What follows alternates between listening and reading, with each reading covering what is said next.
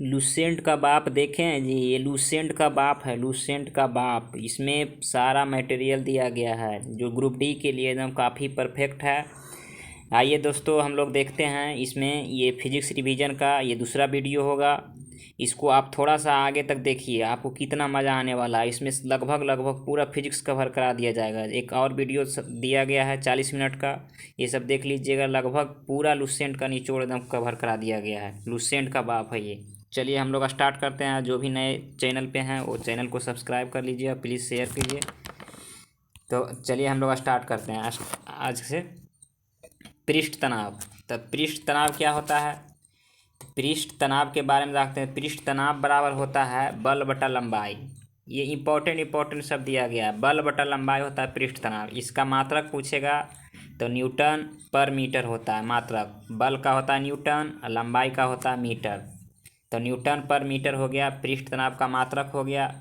पृष्ठ तनाव जो होता है ये किसके कारण होता है? ससंजक बल के आकर्षण के कारण होता है पृष्ठ तनाव। एक ही अणु के मध्य जो बल लगता है उसी के कारण पृष्ठ तनाव होता है। ससंजक बल क्या होता है इसके बारे में जानते हैं। थोड़ा फास्ट चलेंगे क्योंकि रिवीजन वीडियो है। ससंजक बल एक ही पदार्थ के मध्य लगने वाले बल को ससंजक बल कहते हैं। जैसे कोई भी चीज़ पारा रखा हुआ है या पानी रखा हुआ है, उसी कण के बीच में जो बल लग रहा है उसको ससंजक बल बोलेंगे। जैसे लोहा है तो लोहा से लोहा के बीच में जो सटा हुआ वो ससंजक बल है। और असंजक बल किसको बोलेंगे? तो अलग अलग पदार्थ के मध्य लगने वाले बल को असंजक बल कहते हैं। असंजक बल के कारण ही एक वस्तु दूसरे में चिपकता है। जैसे हम बोर्ड पे लिख रहे हैं तो असंजक बल के कारण ही लिखाता है। असंजक बल के कारण ही बोर्ड पे वे चौक से चिपक जाता है। तो हम लोग जानते हैं कि ससंजक बल जो है एक ही पदार्थ के मध्य लगता है। असंजक बल जो है अलग अलग पदार्थों के कण के बीच लगता है संजक बल। ससंजक बल सबसे ज़्यादा किस में होगा? तो ठोस में होगा, गैस में कम होता है। ठोस में ससंजक बल सबसे ज़्यादा होता है, उसके बाद द्रव में, उसके बाद गैस में। आगे है ताप बढ़ने पर पृष्ठ तनाव क्या होता है? तो ताप बढ़ाएंगे तो पृष्ठीय तनाव क्या हो जाएगा? कम हो जाएगा। कोई भी पदार्थ है ताप बढ़ा देंगे तो उसका पृष्ठ तनाव जो है घट जाता है। या तो फिर केरोसिन तेल डाल दे दें उससे भी घट जाता है। जैसे पानी में केरोसिन तेल डाल देते हैं तब मच्छर का लार्वा डूब जाता है पृष्ठ तनाव घट जाने के कारण। आगे है क्रांतिक ताप पर शून्य हो जाता है। और ताप अधिक बढ़ा देंगे तो वो क्रांतिक ताप पे शून्य हो जाएगा। नमक मिलाने पर भी पृष्ठ तनाव कम होता है। नमक मिला देंगे तो इसमें भी पृष्ठ तनाव कम हो जाएगा। तो बहुत सारा पृष्ठ तनाव कम करने का ये तरीका है। आगे है केशिकत्व। तो केशिकत्व क्या होता है? केशिकत्व जो है एक ऐसी खोखली नली है जिसकी त्रिज्या बहुत कम होता है तथा एक समान होती है और उसे ही केशिका नली कहते हैं। पतला सा नली को हम केशिका नली बोलेंगे। इसमें पूछा जाता है कि केशिका नली में जब जल इसमें रखा जाता है तो जल जो है कांच को भिगोता है। तो जो भी कांच को भिगोता है वो सरफेस पे यहाँ अवतल मार्ग उत्पन्न करेगा। पूछा जाता है कि जल कांच को भिगो रहा है तो केश नली में वो कैसा व्यवहार करेगा? तो यहाँ अवतल होगा और यहाँ पे सरफेस पे ऊपर की ओर चढ़ेगा। अब पारा जो होगा उत्तल होगा। इसका पारा जो होगा वो उठा हुआ होगा। ये कांच को नहीं भिगोता है। पारा कांच को नहीं भिगोएगा केश नली में और उठा हुआ प्रतीत होगा इसमें। आगे है केशिकत्व का उदाहरण। केशिकत्व से क्या क्या फ़ायदा है? तो वॉल्टिंग पेपर स्याही को शीघ्र सोख लेता है। वॉल्टिंग पेपर से स्याही को शीघ्र सोख लेता है। ये केशिकत्व के कारण ही ऐसा होता है। लालटेन की बत्ती में तेल जो ऊपर चढ़ता है ये केशिकत्व के कारण ही होता है। पूछा जाता है कि पेड़ पौधे में जाइलम और फ्लोएम किस क्रिया द्वारा कार्य करता है? तो केशिकत्व के द्वारा ही कार्य करता है। पतली सुई पृष्ठ तनाव के कारण ही पानी पे तैरता है। ये सब केशिकत्व के कारण होता है। गरम सूप स्वादिष्ट लगता है तो ये सब भी केशिकत्व के कारण ही होता है। एग्जाम्पल सिर्फ पूछा जाता है तो इसलिए ज़्यादा नहीं देखना है। और ये फिजिक्स का प्रैक्टिस सेट चल रहा है ये ग्रुप डी का। इसमें साथ साथ देखिएगा इसके बाद ये बहुत काफ़ी आपको क्वेश्चन आसानी से बन जाएगा इसको पढ़ने के बाद। आगे है सायंता। सायंता क्या होता है? तो संयंता के बारे में देखते हैं। किसी द्रव या गैस के दो क्रमागत परतों के बीच जो अपेक्षी गति का विरोध करता है उसे ही संयंता बल कहते हैं या श्यान बल कहते हैं। दो परत के बीच जो घर्षण हो उसको श्यान बल कहते हैं। तो श्यानता जो होता है केवल द्रव और गैसों में ही होता है, ये ठोस में नहीं होता है श्यानता। द्रव में श्यानता जो होता है ससंजक बल के कारण होता है। अभी बताएं कि एक ही अणु के बीच ससंजक बल लगता है। गैस में श्यानता जो होता है एक परत से दूसरी परत अणु का स्थानांतरण के कारण होता है। एक परत बाई परत गैस पाया जाता है तो एक परत से दूसरा परत स्थानांतरित हो रहा है, उसके कारण श्यानता होता है। आगे है एक आदर्श तरल की श्यानता क्या होती है पूछा जाता है, तो शून्य होता है। एक आदर्श तरल की श्यानता शून्य होता है। पूछेगा कि ताप बढ़ने पर द्रवों की श्यानता क्या होती है, तो घटती है। जैसे जैसे कोई भी चीज़ में ताप बढ़ाएंगे तो पृष्ठीय तनाव, श्यानता ये सब घटेगा। अब गैस की श्यानता वही पूछता है तो उल्टा हो जाता है, गैस में श्यानता बढ़ जाती है। याद रखिएगा, दोनों इंपॉर्टेंट है। ताप की श्यानता घटती है द्रवों की और गैस की श्यानता बढ़ती है। आगे है कि तरल की श्यानता गुणांक से मापते हैं। तरल की श्यानता किससे मापते हैं, श्यानता गुणांक से मापते हैं। इसका एसआई मात्रक पूछा जाता है। श्यानता का एसआई मात्रक जो होता है डेका पॉइज होता है या पॉइजली होता है या पास्कल सेकेंड होता है। याद रखिएगा, इंपॉर्टेंट है। तरल की श्यानता डेका पॉइज, पॉइजली या पास्कल सेकेंड होता है। आगे है धारा रेखीय प्रवाह। तो धारा रेखीय प्रवाह क्या होता है, धारा रेखीय प्रवाह जो है द्रव का ऐसा प्रवाह जिसमें द्रव का प्रत्येक कण उसी बिंदु से गुजरे जिससे पहले वाला कण गुजरा हो, उसे ही धारा रेखीय प्रवाह बोलेंगे। जिसमें किसी नियत बिंदु पर प्रवाह की चाल जो है उसकी दिशा निश्चित बनी रही एनी टाइम, उसको धारा रेखीय प्रवाह बोलेंगे। मतलब बार बार उसी कण से गुजर रहा है तो उसको धारा रेखीय प्रवाह बोलते हैं। आगे है क्रांतिक कोण। ये क्रांतिक कोण किसको बोलेंगे, तो धारा रेखीय प्रवाह की महत्तम वेग जहाँ पर सबसे ज़्यादा वेग हो उसी वेग को क्रांतिक वेग बोलेंगे। बेंटुरीमीटर से नली के द्रव की प्रवाह ज्ञात किया जाता है। याद रखिएगा, ये क्वेश्चन आज का सेट में दिया हुआ है। बेंटुरीमीटर से नली की द्रव की प्रवाह ज्ञात करते हैं। खाली इसको आप एक बार देख लीजिए, उसके बाद आप देखिएगा बहुत काफ़ी आपको बेनिफिट मिलेगा, इसलिए इसको थोड़ा सा लास्ट तक आप ज़रूर देखिएगा। आपसे रिक्वेस्ट है और लाइक सब्सक्राइब कर दीजिएगा।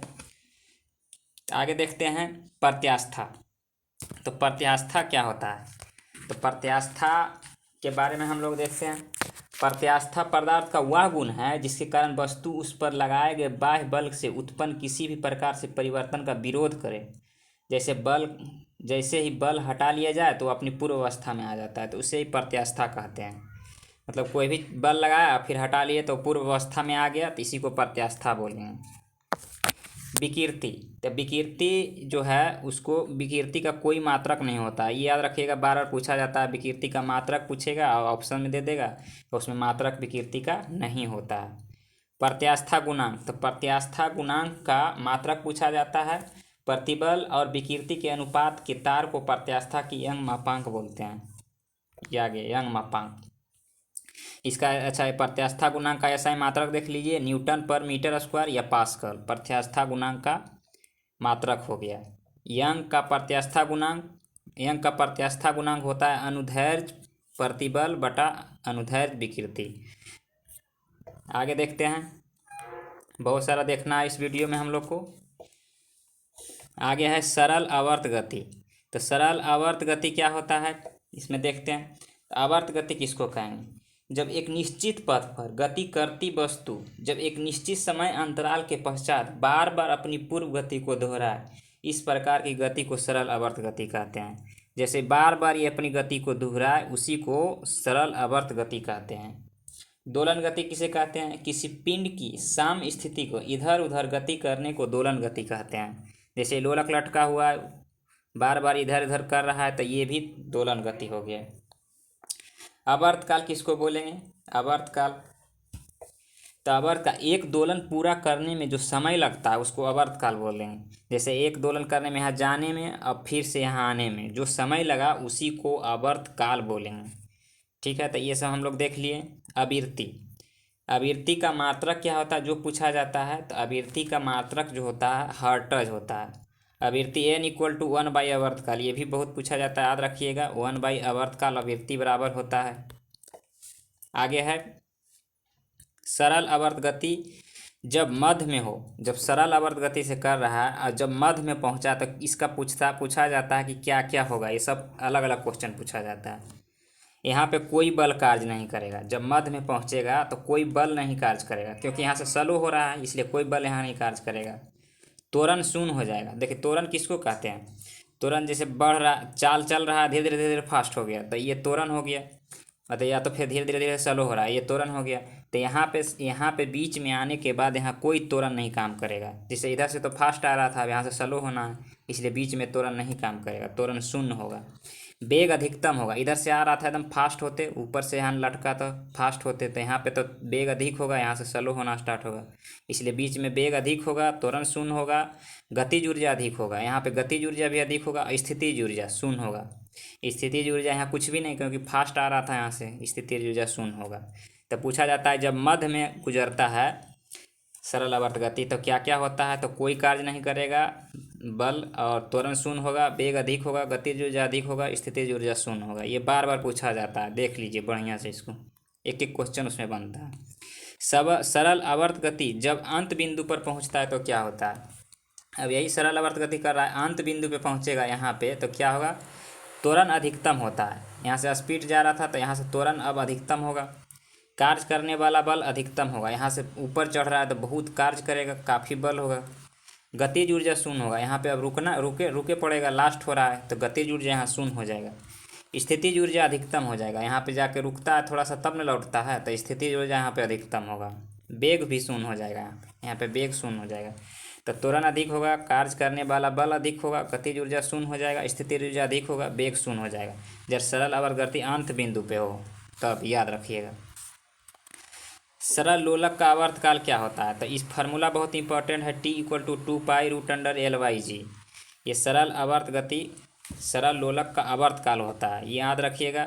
L जो है डोरी की प्रभावी लंबाई, मतलब कोई भी डोरी है उसका लंबाई, और G होता है गुरुत्वीय त्वरण। चलिए तो आगे देखते हैं हम लोग। आगे है T इक्वल टू 2π√L/g। तो इसमें पूछा जाता है कि लंबाई बढ़ा दिया जाए तो आवर्तकाल क्या होगा, घटा दिया जाए तो क्या होगा, ये तो पूछा जाता है। तो T √L होता है, T और यहाँ L को लेंगे, ये सब कांस्टेंट मान लेते हैं। तो T √L अर्थात लंबाई बढ़ाने पे आवर्तकाल बढ़ जाएगा। जैसे इसको लंबाई को हम बढ़ा देंगे तो जिसे G से भागा पड़ेगा तो ज़्यादा बड़ा वैल्यू आएगा, तो ज़्यादा बड़ा वैल्यू आएगा यानी कि आवर्तकाल यानी समय ज़्यादा लगेगा। एक दोलन करने में जो समय लग रहा था उससे ज़्यादा समय लगने लगेगा। आवर्तकाल बढ़ जाएगा, मतलब ये समय ज़्यादा लगने लगेगा।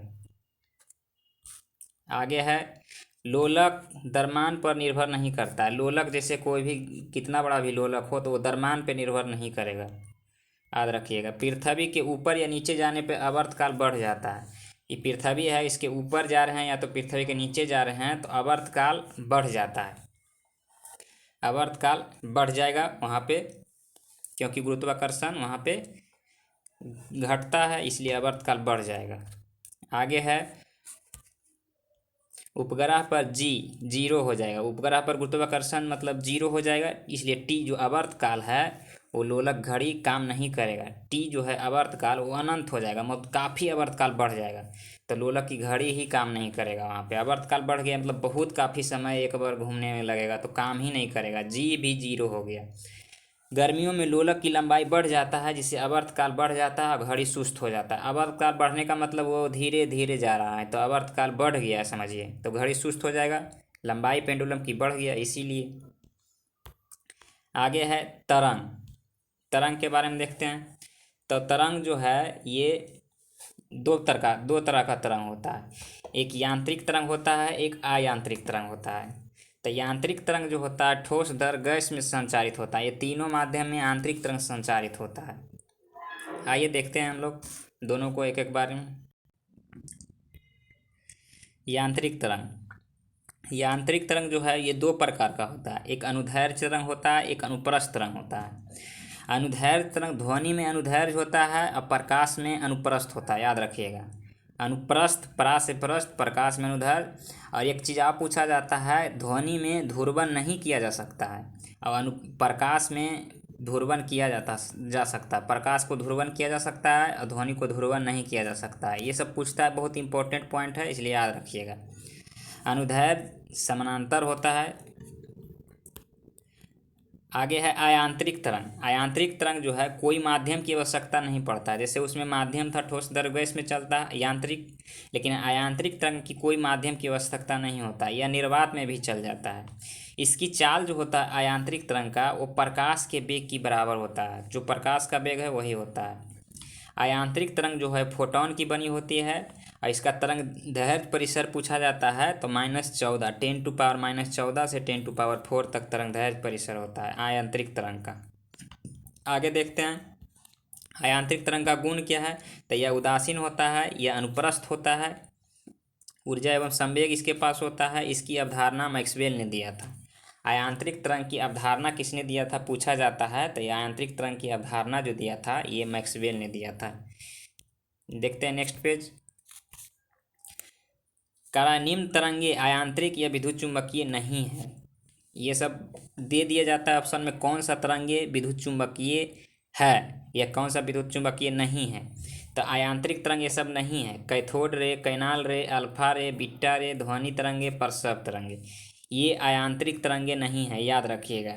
इसमें अल्फा बीटा वाला ये ज़्यादा दिया जाता है और ये गामा दे दिया जाता था। गामा जो है अयांत्रिक तरंगे या विद्युत चुम्बकीय तरंग है, लेकिन अल्फा बीटा नहीं है। ध्वनि तरंगे ये विद्युत चुम्बकीय नहीं है, प्रसव तरंगे विद्युत चुम्बकीय नहीं है।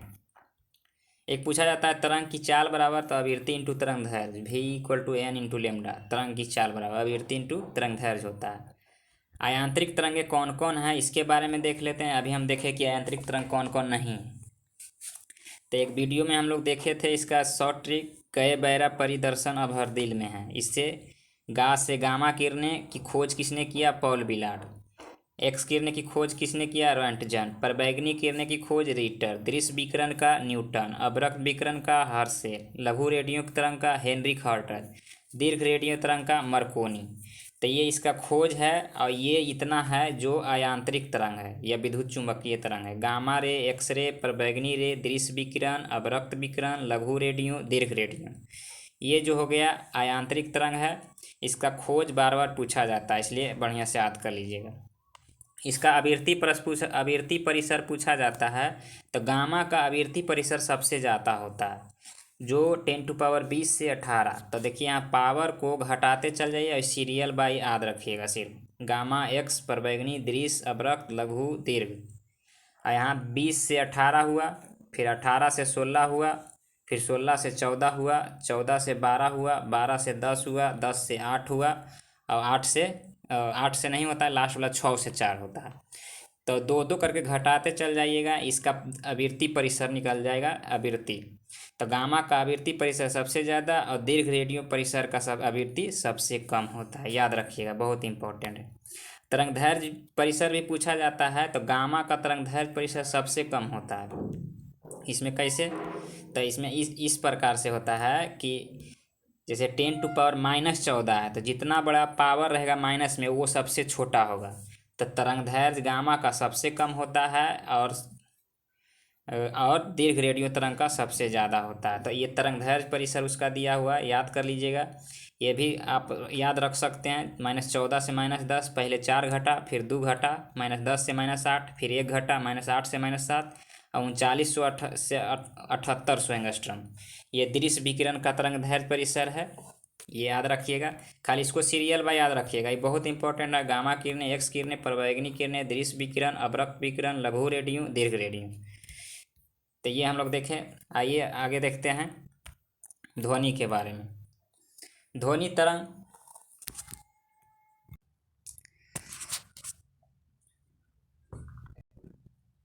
ध्वनि तरंग जो है, ध्वनि तरंग ये अनुदैर्ध्य या आंतरिक तरंग है। ध्वनि तरंग को अनुदैर्ध्य तरंग भी बोलेंगे या तो फिर यांत्रिक तरंग भी बोलेंगे, यांत्रिक। ध्वनि तरंग ये 3 तरह का है, एक अपसर्व तरंग, सर्व तरंग, एक प्रसर्व तरंग। इसका इंग्लिश नेम याद रखिएगा, आजकल इंग्लिश पूछता है। इंफ्रासोनिक अपसर्व तरंग, ऑडिबल वेव सर्व तरंग, अल्ट्रासोनिक प्रसर तरंग, ये पूछा जाता है कि अपसर्ग तरंग कितना हर्ट्ज तक होता है, तब 20 हर्ट्ज से कम अपसर्ग बोलते हैं इंफ्रासोनिक, 20 हर्ट्ज से 20,000 हर्ट्ज तक ऑडेबल बोलते हैं सर्व, और 20,000 हर्ट्ज से ऊपर अल्ट्रासोनिक प्रसर तरंग बोलते हैं। आइए आगे देखते हैं प्रसर तरंग। तो ये प्रसर तरंग अल्ट्रासोनिक जो है ये मनुष्य नहीं सुन सकता है, परंतु कुछ जानवर कुत्ता, बिल्ली, चमगादड़ ये सब सुन सकता है अल्ट्रासोनिक। इसकी आवृत्ति ऊंची और तरंगदैर्घ्य छोटी होती है। ये काफ़ी ऊंचा आवृत्ति इसका होता है, आवृत्ति जिसे हम लोग अभी देखे थे, और इसका तरंगदैर्घ्य बहुत काफ़ी छोटा होता है, क्योंकि आवृत्ति और तरंगदैर्घ्य उल्टा चलता है। इसका उपयोग क्या है प्रसर तरंग का, अल्ट्रासोनिक का? तो संकेत भेजने में, समुद्र में संकेत भेजने में इसका यूज किया जाता है। समुद्र की गहराई पता लगाने के लिए किया जाता है।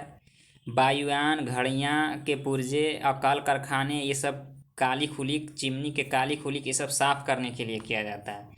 गठिया रोग के उपचार, मस्तिष्क ट्यूमर का ये सब पता लगाने के लिए किया जाता है। ये इंपॉर्टेंट है, याद रखिएगा कि अल्ट्रासोनिक का प्रयोग कहाँ किया जाता है, समुद्र की गहराई पता लगाने के लिए, चिमनी की काली हटाने में, गठिया रोग के उपचार में ये सब किया जाता है। आगे है ध्वनि की चाल। ध्वनि की चाल के बारे में हम लोग देखते हैं।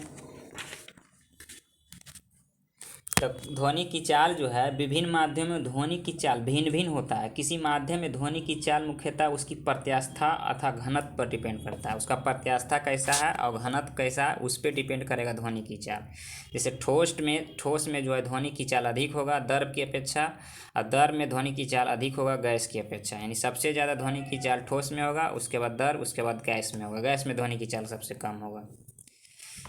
जब एक माध्यम से दूसरे माध्यम में जाने पर चाल और तरंगदैर्घ्य बदल जाता है। ध्वनि जो है एक माध्यम से दूसरे माध्यम में जाएगा तो चाल और तरंगदैर्घ्य दोनों बदल जाएगा, लेकिन आवृत्ति पर कोई प्रभाव नहीं पड़ता। बहुत ही इंपॉर्टेंट क्वेश्चन है, याद रखिएगा कि ध्वनि एक माध्यम से दूसरे माध्यम में जाता है तो आवृत्ति क्या होता है, तो आवृत्ति पर कोई प्रभाव नहीं पड़ता, लेकिन चाल और तरंगदैर्घ्य बदल जाता है। ध्वनि की चाल में दाब का कोई प्रभाव नहीं पड़ता। ये भी याद रखिएगा कि दाब पर से इसका कोई इफेक्ट नहीं लेता है। ताप बढ़ने पर क्या होता है, तो 1 डिग्री ताप बढ़ेगा तो 0.61 मीटर पर सेकेंड से ध्वनि की चाल बढ़ जाएगा। ये भी बहुत इंपॉर्टेंट है, 0.61 मीटर की स्पीड से ध्वनि बढ़ जाएगा 1 डिग्री सेल्सियस ताप बढ़ेगा तो। नमी युक्त वायु में ध्वनि की चाल ज़्यादा और शुष्क युक्त वायु में कम होता है। जहाँ नमी रहेगा वहाँ ध्वनि की चाल काफ़ी अधिक होगा, और शुष्क जहाँ रहेगा यानी गर्म जहाँ रहेगा वहाँ ध्वनि की चाल कम होगा। आइए आगे हम लोग देखते हैं ध्वनि के लक्षण। तो ध्वनि के लक्षण जो है ये 3 तरह का लक्षण है, एक प्रबलता, एक त्वरता, एक गुणता। प्रबलता किसको कहेंगे, त्वरता किसको कहेंगे, गुणता किसको कहेंगे। प्रबलता से मतलब है तेज या मंद सुनाई देना, इसका मात्रक फोन होता है, याद रखिएगा। तेज या मंद सुनाई दे रहा है यानी प्रबलता। त्वरता क्या होता है, त्वरता का मतलब हुआ कि मोटा या पतला सुनाई देना, ये त्वरता हुआ। ये आवृत्ति पर निर्भर करता है त्वरता इसका। गुणता का मतलब क्या होता है, ध्वनि में अंतर, गुणता होता है, याद रखिएगा। ध्वनि का मात्रक बेल होता है और छोटा मात्रक डेसिबल होता है, जो बेल का 1/10 गुना होता है। ध्वनि का बड़ा मात्रक है बेल और छोटा मात्रक डेसिबल है, याद रखिएगा। मनुष्य जो है अधिकतम 95 डेसिबल तक सुन सकता है। 95 डेसिबल से अधिक सुनेगा तो वो पागल या बहरा हो जाएगा। मैक्सिमम 95 डेसिबल है, कहीं कहीं 85 भी मिलेगा। अब विभिन्न माध्यमों में ध्वनि का चाल है, इसके बारे में थोड़ा देख लीजिए। वायु में ध्वनि की चाल 332 मीटर पर सेकेंड, हाइड्रोजन में 1269, भाप रहेगा 405, कार्बन डाइऑक्साइड में 206, अल्कोहल में 1213, समुद्री जल में 1533 और पारा में 1450, कांच में 5640, एल्युमिनियम में 6420, लोहा में 5130। ये सब तो आप लोग रटे हुए होंगे, तो ये सब देख लीजिए, आप रिवीजन फटाफट कर लीजिए। प्रबलता सुनने वाले के कान पर डिपेंड करता है। प्रबलता सभी के लिए अलग अलग होता है, बट तीव्रता सेम होता है। तो ध्वनि की तीव्रता है तो सेम होता है, लेकिन प्रबलता जो होता है उसके कान पर डिपेंड करता है। प्रतिध्वनि क्या होता है, तो प्रतिध्वनि जब ध्वनि तरंग दूर स्थित किसी दीवार से या किसी से भी टकरा कर परिवर्तित होता है तो उसे परिवर्तित ध्वनि कहते हैं। परिवर्तित ध्वनि जो है ये 17 मीटर या 16.6 मीटर दूरी होना चाहिए परिवर्तन होने के लिए। कान पर ध्वनि का प्रभाव कितना रहता है ये पूछा जाता है, तो 1/10 सेकेंड रहता है। आगे है कि अपवर्तन के कारण ध्वनि रात में तेज सुनाई देता है और दिन में कम। अपवर्तन के कारण, ये घटना किसके कारण होता है? अपवर्तन के कारण, कि ध्वनि रात में तेज सुनाई देता है और रात दिन में मंद सुनाई देता है। आगे है कि ध्वनि का व्यतिकरण। तो व्यतिकरण क्या होता है? जब समान आवृत्ति आयाम की दो ध्वनियाँ तरंगे एक साथ किसी बिंदु पर जब पहुंचता है तो उस बिंदु पर ध्वनि ऊर्जा का पुनः वितरण हो जाता है। इस घटना को ध्वनि का व्यतिकरण कहते हैं। जब कोई भी ध्वनि एक जगह पर एक समान मतलब समान आवृत्ति आयाम समान समय में पहुंचता है तो उसका मतलब वितरण हो जाता है वहाँ पर ध्वनि का। आगे है ध्वनि का विवर्तन। ध्वनि का विवर्तन किसको बोलेंगे? यह था ध्वनि का व्यतिकरण। ध्वनि का तरंगदैर्घ्य 1 मीटर की कोटि का होता है, अतः उसी कोटि का कोई अवरोधक ध्वनि के मार्ग में आता है तो ध्वनि अवरोधक के किनारे मुड़कर आगे बढ़ जाता है। इसे ध्वनि का विवर्तन कहते हैं। जैसे कोई भी मतलब 1 मीटर का उसका लंबाई होता है, ध्वनि का कोटि का होता है, तो कोई भी अवरोधक आ गया बीच में तो वो मुड़कर इधर घूम जाता है, तो यही ध्वनि का विवर्तन हो गया। यानी ध्वनि का मुड़ना ही ध्वनि का विवर्तन कहा जाता है। इतना काहे घुमा रहा है? मैक संख्या। मैक संख्या 1 से अधिक हो तो चाल पाराध्वनिक कहेंगे। मैक संख्या जब 1 से अधिक हो तो उस ध्वनि की चाल को पाराध्वनिक चाल कहेंगे। अब जब मैक संख्या 5 से अधिक हो तो उस ध्वनि को अति पाराध्वनिक कहेंगे। अति पाराध्वनिक याद रखिएगा, पूछा जाता है। परघाती तरंग। तो परघाती तरंग जो है ये पीछे शंक्वाकार के रूप में विक्षोभ करता है, उसे ही परघाती तरंग कहा जाता है। आगे है ऊष्मा के बारे में। तो ऊष्मा क्या है? यह वह ऊर्जा है जो एक वस्तु से दूसरे वस्तु में केवल तापांतर के कारण स्थानांतरित होता है। तापांतर कहने का मतलब हो गया एक साइड ताप कम है, एक साइड ताप ज़्यादा है, तभी स्थानांतरित होगा ऊष्मा। ऊष्मा के बारे में जानते हैं। ऊष्मा इसमें पूछा जाता है 1 कैलोरी बराबर कितना जूल होता है? तो 4.186 जूल होता है। इंपॉर्टेंट है वो 4.186 जूल। मात्रक क्या होता है ऊष्मा का? तो ये मात्रक जूल होता है। इसमें पूछा जाता है 1 ब्रिटिश थर्मल यूनिट में कितना कैलोरी होता है? तो 252 कैलोरी होता है। 1 कैलोरी में 4.186 जूल, और 1 किलो कैलोरी बोलेगा तो 1000 कैलोरी या तो 4186 जूल होता है। 1 किलो कैलोरी बराबर। इंपॉर्टेंट ये सब देख लीजिएगा। ताप मापने का अब ये है कहाँ से कहाँ तक मापा जाता है? तो सेल्सियस इसका खोज जो किया था सेल्सियस ने किया था। ये स्वीडन का वैज्ञानिक था, सेल्सियस तापमापी का। सेल्सियस जो है हिमांक बिंदु 0 होता है। हिमांक बिंदु 0 और भाप बिंदु 100 होता है सेल्सियस का। फ़ारेनहाइट जो है, फ़ारेनहाइट ने इसका खोज किया है, जर्मनी का वैज्ञानिक था। फ़ारेनहाइट का हिमांक बिंदु मतलब जहाँ जमता है, तो जमाव बिंदु या हिमांक बिंदु 32 फ़ारेनहाइट होता है और भाप बिंदु 212 फ़ारेनहाइट होता है। इसी तरह से रोमर का 0 से 80 तक होता है। केल्विन का 273 से 373 केल्विन होता है, याद रखिएगा। इसी पे ये बार बार फार्मूला एक दिया जाता है इसे निकालने के लिए कि केल्विन पे इतना है तो फ़ारेनहाइट में कितना होगा या डिग्री में कितना होगा। तो बार बार इस फार्मूला को याद भी नहीं रहता है जल्दी, तो इससे सीधे याद रखिए। भाप बिंदु और हिमांक बिंदु याद है तो उससे बन जाएगा। तो C बराबर C माइनस हिमांक यानी C माइनस 0, और जो भी दिया हुआ भाप और हिमांक वो दोनों घटा लीजिए नीचे, तो 100 माइनस 0 ये हो गया। F minus 32 by 212 minus 32। हम देखें फ़ारेनहाइट में देखें ना, एगो 32 अंक देखें, एगो 212 देखें, तो ऊपर लिखिए छोटा वाला अंक फ़ारेनहाइट माइनस 32 करके और नीचे दोनों घटा दीजिए। रोमर में R माइनस 0 बटा 80 माइनस 0। केल्विन में 273 और 373 देखें तो 273 ऊपर केल्विन में घटाइए और नीचे बड़ा छोटा वाला वैल्यू घटा दीजिए। उसी से काट कूट के वो निकलता है F minus 5 equal to C/5 equal to F minus 32/9, इस तरह से निकलता है, इसी से काट कूट के। परम शून्य तापमान क्या होता है? तो -273.15 डिग्री सेल्सियस को परम शून्य तापमान कहेंगे। परम शून्य तापमान उसको बोलेंगे कि जिससे ज़्यादा नीचे और तापमान नहीं हो सकता है, इसी को परम शून्य तापमान कहते हैं। 273 डिग्री सेल्सियस को 273 डिग्री सेल्सियस बराबर 0 केल्विन होता है। 0 केल्विन भी कह सकते हैं। आगे है पारा तापमापी। कौन तापमापी कितना मापेगा इसके बारे में? तो पारा से हम लोग -30 डिग्री सेल्सियस तक, अधिक से अधिक 350 डिग्री सेल्सियस तक माप सकते हैं। 30 से 350, -30 से 350। हाइड्रोजन से 500 तक के तापमान को माप सकते हैं। वही नाइट्रोजन रहेगा तो 1500 तापमान 1500 डिग्री सेल्सियस के ताप को मापेंगे। पारा रहेगा तो पारा से हम लोग 39 डिग्री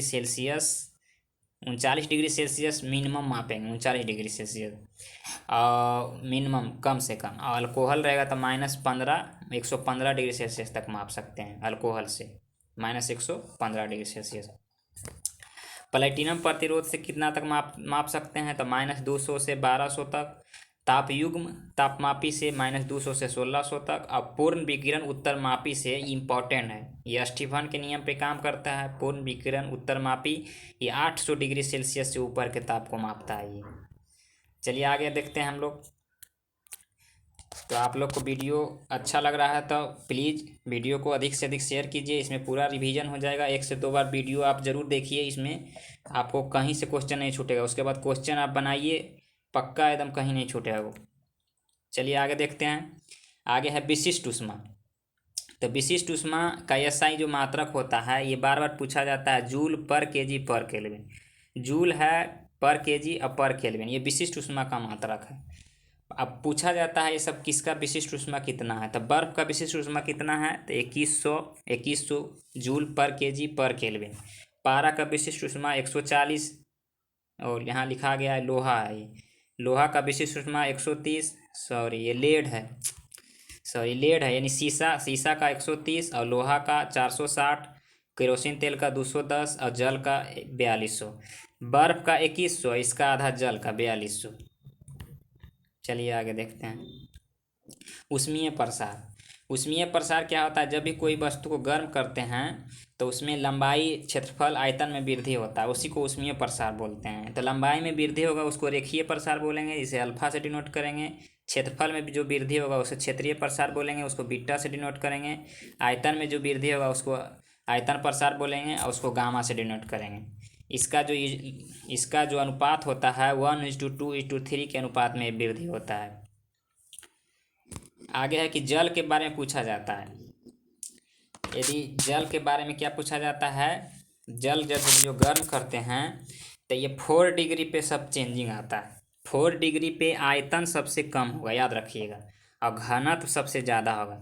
यानी जब जल को गर्म करेंगे तो जैसे 4 डिग्री तक पहुँचेगा तो आयतन सबसे कम हो जाएगा, और यहाँ से फिर आयतन बढ़ना स्टार्ट हो जाएगा।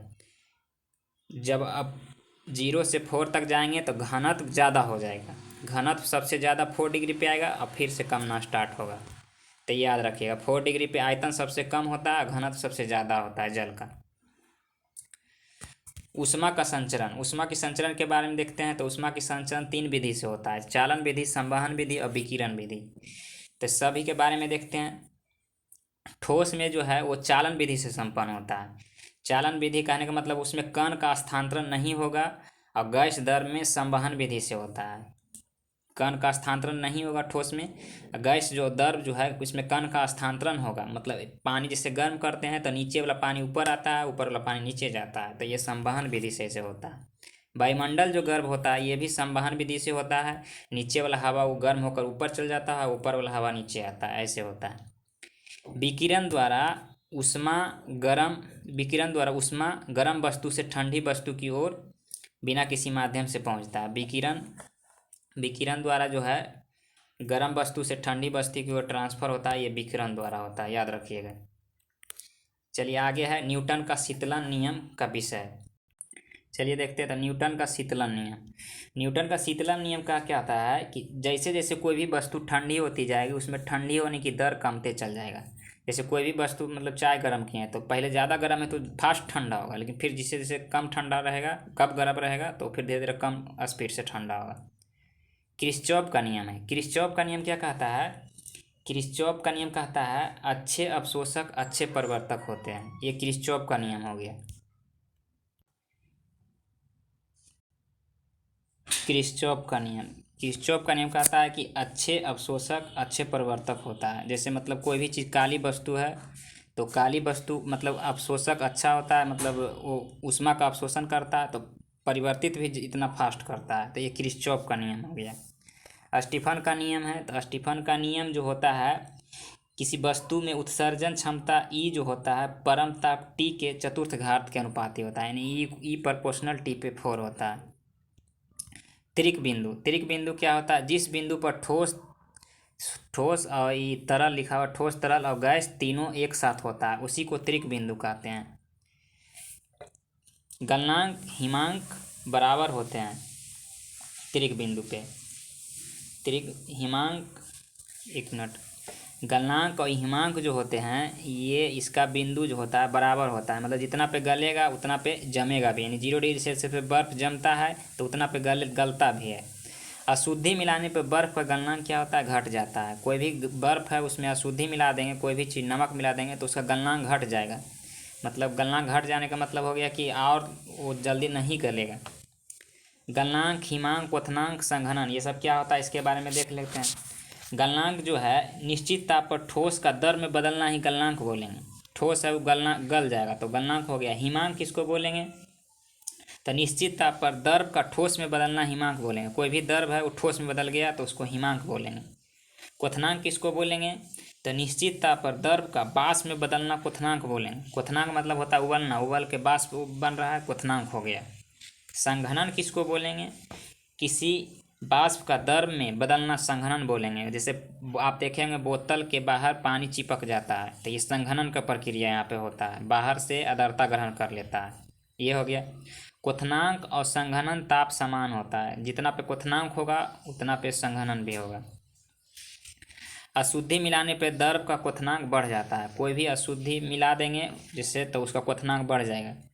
जैसे पानी में नमक डाल दिए तो उसका क्वथनांक जो है उबलन बिंदु बढ़ जाएगा। बर्फ के गलन की गुप्त उष्मा क्या होता है और वाष्प की गुप्त उष्मा कितना होता है, ये दोनों इंपॉर्टेंट है, पूछा जाता है। तो बर्फ की गुप्त उष्मा जो होता है 80 कैलोरी प्रति ग्राम होता है और वाष्प की गुप्त उष्मा 540 कैलोरी प्रति ग्राम होता है। गुप्त उष्मा का एसआई मात्रक पूछा जाता है तो जूल पर केजी गुप्त उष्मा का एसआई मात्रक होता है, याद रखिएगा। उबले जल की अपेक्षा भाप में गुप्त उष्मा अधिक होता है। देखते होंगे भाप से आपको जलन ज़्यादा होता होगा, जैसे रोटी फट जाता है तो उससे जलन ज़्यादा होता है, तो भाप में गुप्त उष्मा ज़्यादा होता है। आइए देखते हैं बाष्पीकरण क्या होता है? द्रव पे खुली सतह से प्रत्येक ताप पर धीरे धीरे द्रव का अपने वाष्प में बदलने की प्रक्रिया को ही बाष्पीकरण बोलेंगे। और प्रशीतक क्या होता है? तो प्रशीतक ये रेफ्रिजरेटर को बोलते हैं। इसमें तांबे की एक कुंडली में फ्रीऑन भरा रहता है। प्रशीतक में क्या भरा रहता है याद रखिएगा, तो फ्रीऑन भरा रहता है रेफ्रिजरेटर में, जिससे वो ठंडा करता है। अपेक्षिक आर्द्रता, तो अपेक्षिक आर्द्रता हाइग्रोमीटर से मापते हैं, वही अपेक्षिक घनत्व बोलता है तो हाइड्रोमीटर होता है। हाइड्रोमीटर से घनत्व मापते हैं, हाइग्रो है तो अपेक्षिक आर्द्रता। यहाँ पे आपको डिफाइन करके सब कुछ किया जा रहा है। वातानुकूलन, हमारे शरीर को, हमारे मतलब मनुष्य के रहने के लिए एक अच्छे वातानुकूलन क्या होना चाहिए? तो ताप जो है 23 से 25 के बीच में ताप होना चाहिए। आर्द्रता 60 से 65% होना चाहिए। वायु की गति क्या होना चाहिए? तो 0.75 मीटर पर मिनट के हिसाब से वायु की गति होना चाहिए। तो ये मनुष्य की रहने की अनुकूल जगह होगा। ऊष्मा गति का प्रथम नियम ऊष्मा की प्रवाह को नहीं बताता है। ऊष्मा गति का प्रथम नियम जो है वो प्रवाह को नहीं बताता है, जबकि दूसरा नियम उसकी प्रवाह को बताता है, याद रखिएगा। आगे है प्रकाश के बारे में देखते हैं। बहुत सारा इसमें टॉपिक हम लोग देख लिए हैं, आधा घंटा भी हुआ। प्रकाश जो है इसका तरंगदैर्घ्य पूछा जाता है तो 3900 एंगस्ट्रम से 7800 एंगस्ट्रम प्रकाश का तरंगदैर्घ्य होता है। प्रकाश का कनिका मॉडल किसने दिया था पूछा जाएगा, तो दकार्ते याद रखिएगा। प्रकाश के कनिका मॉडल दिया था दकार्ते। प्रकाश का तरंग सिद्धांत किसने दिया था, तो हाइगेंस ने प्रकाश का तरंग सिद्धांत दिया था। मैक्सवेल जो है प्रकाश के बारे में बताया कि प्रकाश निर्वात में संचरण कर सकता है तथा वैद्युत चुंबकीय तरंग है ये, प्रकाश निर्वात में संचरण कर सकता है, ये मैक्सवेल ने बताया था। अभी बताया था कि प्रकाश का ध्रुवण होता है और ध्वनि का ध्रुवण नहीं होता है। इंपॉर्टेंट है, प्रकाश को ध्रुवण किया जा सकता है और ध्वनि को नहीं किया जा सकता है। आगे है कि विद्युत चुंबकीय तरंग क्या होता है, तो विद्युत चुंबकीय तरंग, सभी विद्युत चुंबकीय तरंग जो होता है वो अनुप्रस्थ होता है विद्युत चुंबकीय तरंग, और ध्वनि तरंग जो होता है वो अनुदैर्घ्य तरंग होता है। प्रकाश का फोटॉन सिद्धांत किसने दिया था, तो ये भी पूछा जाता है, इसने आइंस्टीन ने दिया था प्रकाश का फोटॉन सिद्धांत। प्रकाश की वेग की गणना किसने किया, रोमर, ये भी पूछा जाता है, वो इम्पोर्टेंट है।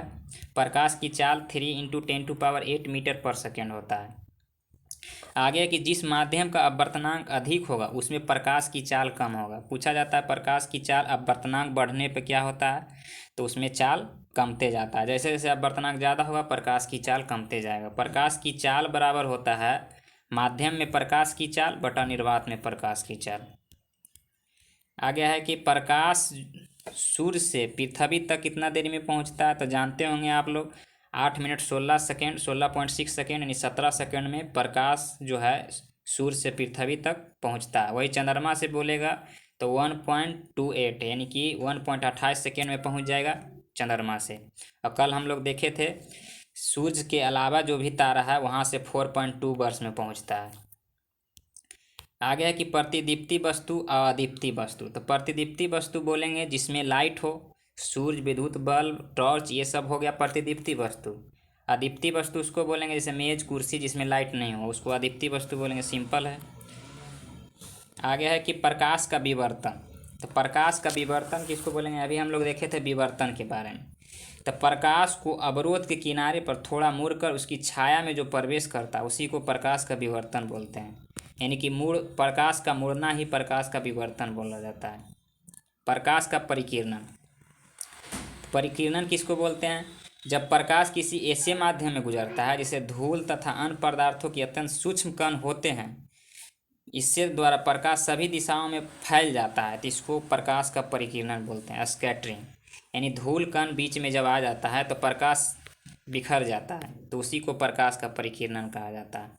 प्रकाश का परिकिरणन जो है सबसे ज़्यादा ये बैगनी में होता है और लाल में प्रकाश की परिकिरणन सबसे कम होता है। वही तरंगदैर्घ्य के बारे में बोलेगा तो उल्टा हो जाएगा, बैगनी में तरंगदैर्घ्य सबसे कम और लाल में ज़्यादा होता है, लेकिन परिकिरणन बैगनी में सबसे ज़्यादा होता है। आकाश का रंग नीला दिखाई देता है, ये भी प्रकाश के परिकिरणन के कारण। पूछा जाता है प्रकाश के परावर्तन के नियम। तो परावर्तन के 2 नियम होते हैं, आपतन बिंदु, अभिलंब और परिवर्तन बिंदु, तीनों एक ही तल पे होता है। ये पहला नियम हो गया, आपतन कोण परावर्तन कोण के बराबर होता है। ये दूसरा नियम हो गया, प्रकाश के परावर्तन का नियम है। आगे प्रकाश की चाल। तो प्रकाश की चाल विभिन्न माध्यमों में अलग अलग होता है, इसके बारे में पूछ लिया जाता है। निर्वात में प्रकाश की चाल 3 × 10⁸ मीटर पर सेकेंड। कांच में प्रकाश की चाल 2 × 10⁸ मीटर पर सेकेंड। तारपीन के तेल में बोलेगा तो 2.04 × 10⁸ मीटर पर सेकेंड। जल में 2.25 × 10⁸ मीटर पर सेकेंड। और रॉक साल्ट और नेलॉन में 1.96 × 10⁸ मीटर पर सेकेंड।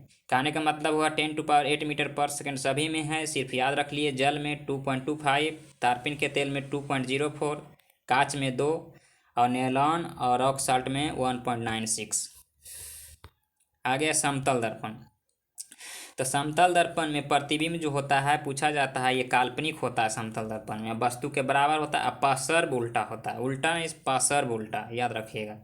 और काल्पनिक होता है समतल दर्पण में। कोई भी समतल दर्पण में अपना फिगर देखने के लिए दर्पण जो है वो आधा होना चाहिए, वस्तु की लंबाई की आधा होना चाहिए। आगे है यदि 2 दर्पण थीटा कोण पर झुके हो तो उसके बीच रखी वस्तु का प्रतिबिंब कितना बनेगा। तो इसका फॉर्मूला होता है 360/θ। 360/θ यानी कि थीटा मान लीजिए 40 डिग्री पर रखा हुआ है, तो 40 से भागा देंगे तो 9 चौक 36 यानी 9 आएगा, तो 9 को प्रतिबिंब बनेगा। लेकिन जब सम संख्या आ जाएगा तो उसमें हम एगो घटा देंगे, और विषम संख्या आएगा तो उसमें हम नहीं घटाएंगे। लेकिन यही एगो कंडीशन आता है कि जब 2 दर्पण के बीच वस्तु रखा हो, ये 2 दर्पण है उसके बीच में रखा हो, अब जब बीचों बीच में एकदम रखा हो, समद्विभाजित करता हो, तो थीटा से सिर्फ भागा देंगे, और भागा देने के बाद या तो सम आए या विषम आए उसमें हर एक बार में 1 घटा देंगे जब समद्विभाजित करते हो तो। चलिए तो आज का यहीं समाप्त होता है, मिलते हैं नेक्स्ट वीडियो में। वीडियो को अधिक से अधिक आप लोग लाइक सब्सक्राइब शेयर कीजिए और कमेंट में बताइए कि किस तरह का वीडियो आपको कैसा लगा। जय हिंद।